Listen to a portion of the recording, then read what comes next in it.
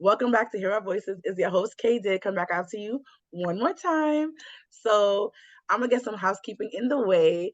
So as you know, we have got the contest winner, well, the giveaway winner for last month. We plan to do giveaways every quarterly or so to people who live in shelter, and the family homeless shelter, I would say, to be more specific, because we now have so much different categories of people in shelter, and it's also only for New York City. When we get a little bit bigger, maybe we could do funding for other states, but right now we can only do for NYC. Sorry. Um, Please also follow us on our other social media. The link tree will be down below: Twitter, TikTok, Facebook, and Instagram. And we do a little here and there on Reddit, but it's nothing to really follow on there. And we drop videos. We try as much on YouTube. It's usually these kind of videos. So when you see this, guys, it'll be on YouTube. So hey, and also if you know anybody who wants to be on the podcast, who wants to give resources to the podcast, because we do have a resource packet. Again, that will be in the link tree down below. We would love for you to get that information. If you're a person with lived experience who has experience in a family shelter in New York City with your child, we would love to have you on the podcast. You can show your face, you cannot show your face. It all depends up to you. We take all walks of life of people, and we just want to hear your story so we be able to learn from it, and also know that people whoever's listening could either, if they can help to solve the problem, they could solve the problem. They are a person who's in it right now. They could know that it's not going to be always in this predicament. You could have a way to come out of it. So that's a little bit about that. But I'm gonna say his full name because I love it. I'm just saying. I know he gets it a lot. So introduce you to Michael Jackson. I'm just saying. His Yes. name was Michael Jackson. His real name is Michael Jackson, guys. So Sure. welcome to Michael Jackson. So yeah, Thank you. Thank you. No middle name either, just right. Michael Jackson. Yeah. Did Michael Jackson have a middle name? I don't Yeah, know. Joseph. Yes. His I named think after his dad. probably I Yeah. knew that. Probably I knew Yeah. that. Yes. If you're Yeah. young, you're probably like, who's Michael Jackson? But if you're older, you know who Michael Jackson is. He That's was right. He was when I was born, he was 14. He was still a child singer. And he was Ooh, like he was like a very talented by that age, everybody knew he was going to be very talented, but he was right, cute and he was still black and he was, right, he still had his regular nose and right. yeah. He went through a lot. He went through a lot. He But he is did. one of the greats, and probably the greats, to be honest. Yeah, He was very talented as a man, very like really, talented. really, really was Very. talented. Yep, His little childhood was robbed from him, but that's true. it is what it is. What can you do? So we're That's here true. to make changes. So these things would have happened to our kids. That's So, true. but I think when I think about him, I think about the lesson of you have to have people around you that are willing to tell you the truth, whether you want to hear it or not. And I don't think he had that, right? I think people, all of us fall into this, whether or not you're a celebrity or not. Like you want to hear people just like pump you up and tell you everything you do is right. right. But no matter what, you got to have at least one person that if you do something crazy, they'll be like, you know what? That's kind of crazy. Maybe Out of hand. Let me gotta just have bounce a person back. to check you. Yes, Right, yes. Otherwise, you'll start buying monkeys and zoos and right. yeah, Ah, poor thing, poor thing. yeah, But so Michael's actually he writes. He's a writer. He's an yes. accomplished writer. I wish I had that talent, but if I had to pick writing over talking, I would definitely pick talking. Oh, yeah, I'm not gonna lie to you, but he's a writer, and he has accomplished so much in his life, and he's a person with lived experience. Actually, yes, I want him to tell you a little bit about himself and how he's come this far right now. Where are you in yeah. your life right now, Michael? Well, right now I'm in a relatively stable place in terms of housing and even in terms of just like my son just got accepted to transfer to college. I'm very happy about that. But but yeah, I had an experience with homelessness both as a child and as an adult, Mm, as a son and as a father with my son. Um, and it's interesting because when you're going through this stuff, a lot of us don't realize how many other people are going through it, and they don't even realize. Like, I didn't realize I was homeless as a kid, right, right? I didn't define it as homelessness. Like, I was living with relatives, we were living on couches and couch surfing and all of the stuff that we now define as homelessness. And I didn't even know that. My mom sort of shielded that from us. And it wasn't until I was an adult that I looked back and was like, oh wow, I had housing insecurity, right, growing up and then again.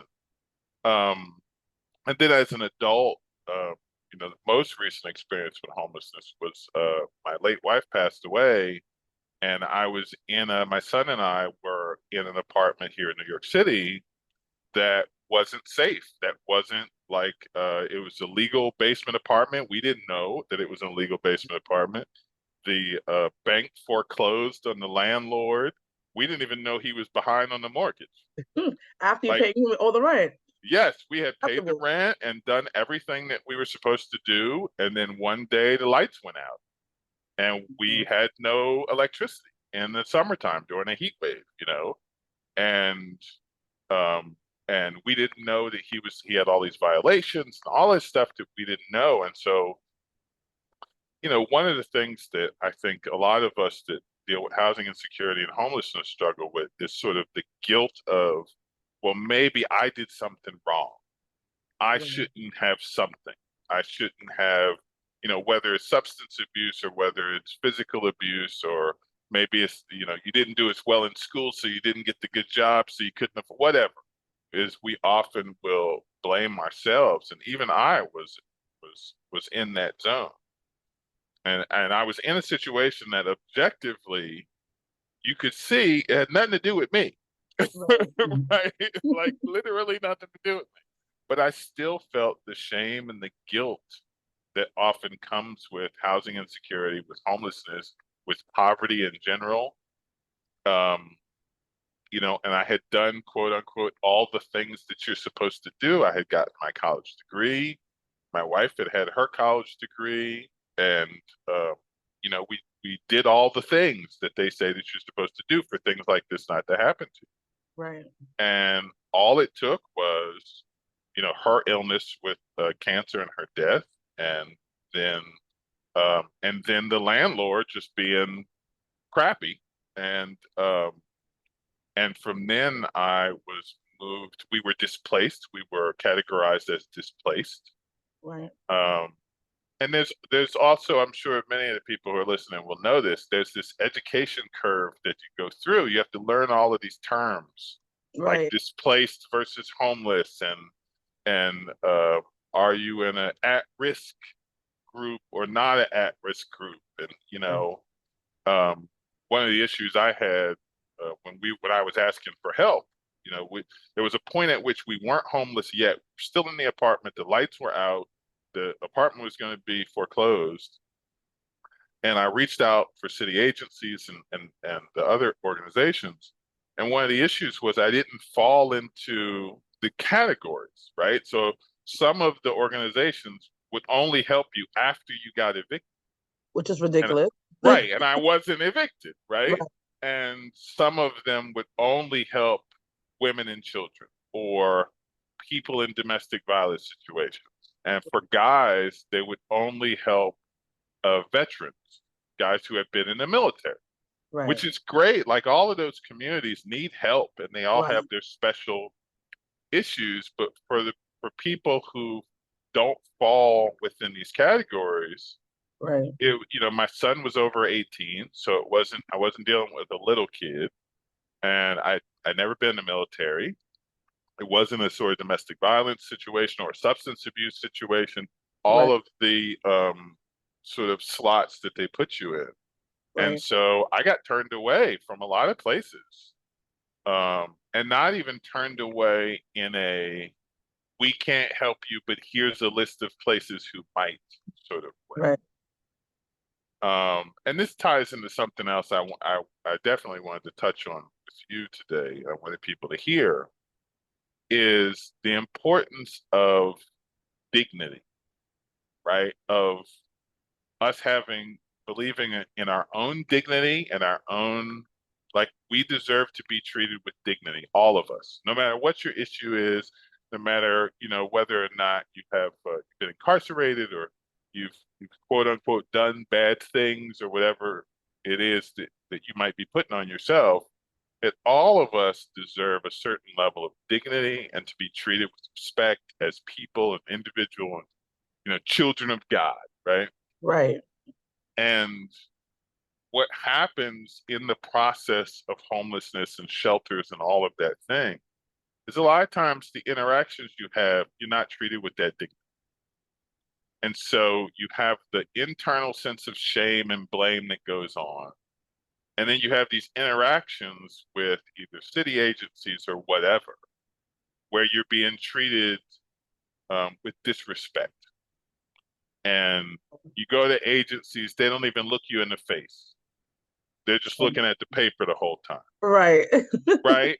Right. I took my son because I used to take him when we would go deal with the city, because he needed to be part of this process. I didn't want to. I wanted him to see it and understand it and not be shielded from it, but I Right. also wanted to talk to him about it to process it. Okay. My son is on the autism spectrum, and he's sort of high functioning, but it's still sometimes it's very helpful to talk to him about these social interactions because it doesn't click for him the way it does for people who aren't on the spectrum. Right. And so I took him to the agency, and you wait in line and you finally get your number called, and we go down to this cubicle, and the guy didn't even look me in the face. He didn't say hi, he didn't anything. He just like started going down the checklist and sort of treating me like a number. And I did something I had learned from my mother many years ago, which is you got to force them to see Right. you as a person. And do it in a way, you could do it in a sort of aggressive way, which sometimes happens. Right. But for me, it was like I use sarcasm. And so he was asking me these questions, and I just stopped and I said, and I looked sort of like he's looking at the paper, and I sort of put my face in between the paper and him, and I said, "Hi, good morning. How are you?" Right? And he looked up and was like, "Oh, hi, good morning, Mr. Jackson." And it forced him, right? Right. And I get that many of them are um, overworked, and many of them are underpaid, and many of them are undertrained. I get all of that, Sure. right? But it is like when you're going through the process and you're dealing with that on a daily basis, coupled with just bureaucracy and paperwork and all the other things, and the sense of guilt that we sometimes put on ourselves, it's very taxing and it wears on you and Right. it ages you and it could even make you physically ill, right? For sure. So I wanted to definitely touch on like we need to give as people going through this, we need to understand our own self-worth that we deserve to be treated with dignity, and we are, children of God no lesser than anybody else. Right. And that we have to, in small ways and in productive ways, demand that the system treat us with that kind of dignity. Um, I was at a meeting this week, and one of the guys who's a homeless advocate, and he was asking a really tough question, which is how do you instill self-worth in people? How do you get people to see their own value when they've been told either by the system or by whomever or by themselves that they deserve the bad things that are happening to them?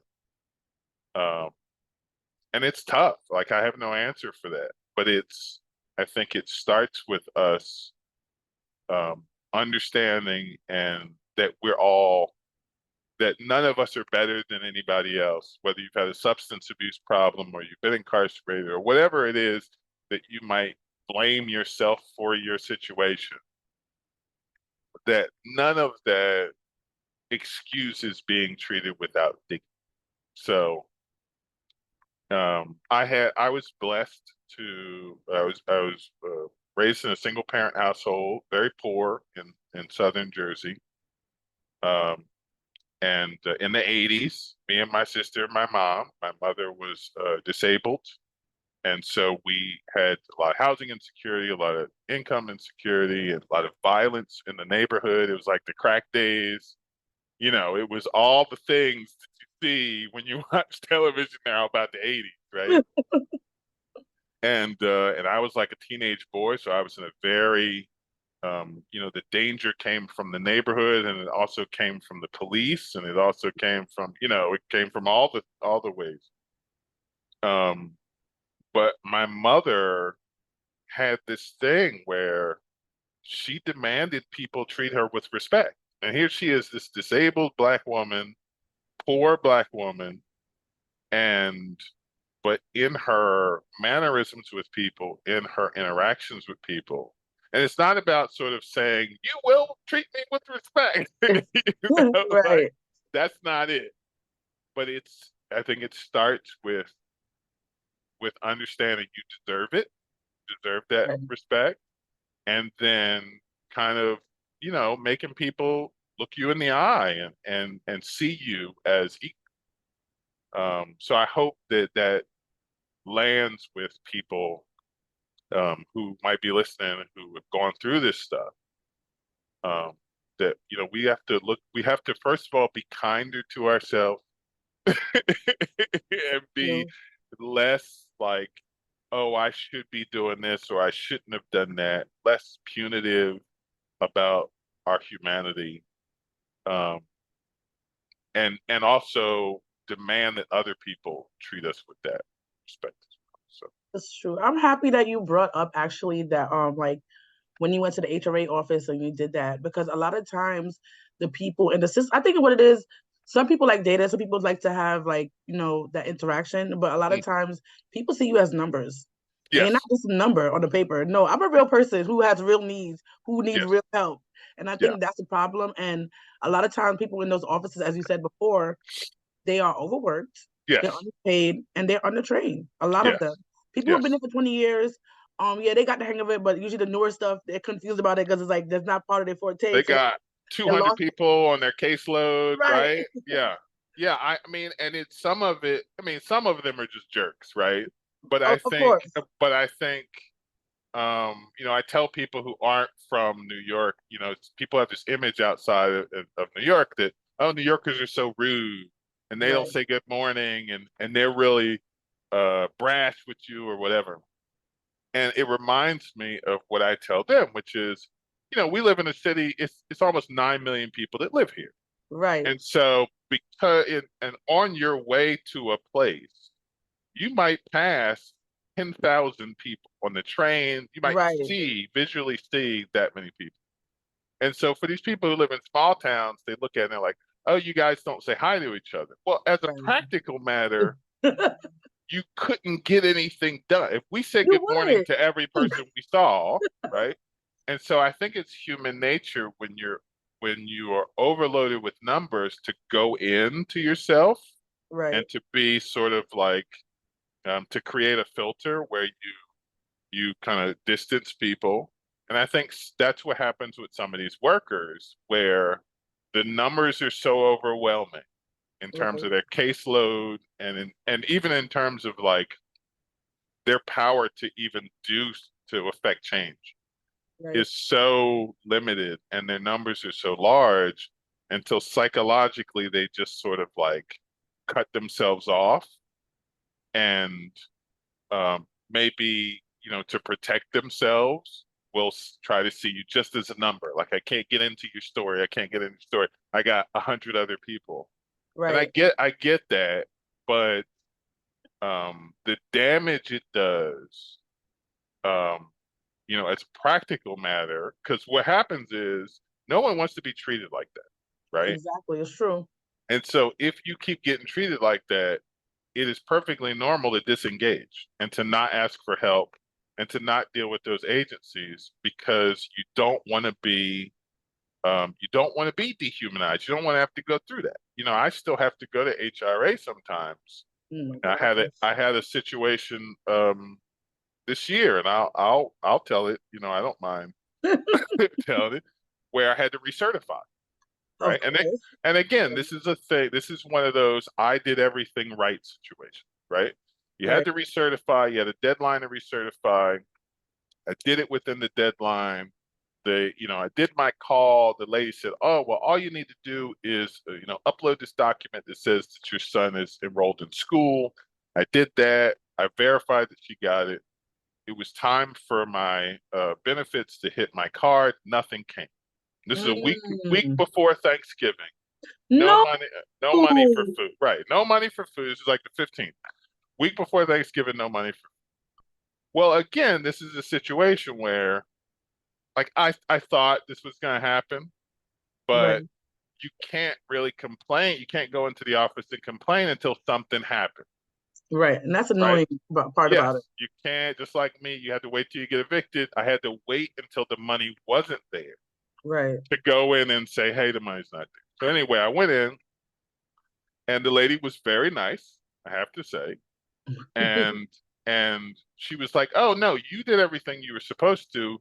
Somebody didn't press some button, do something on their end that they were supposed to." That's crazy.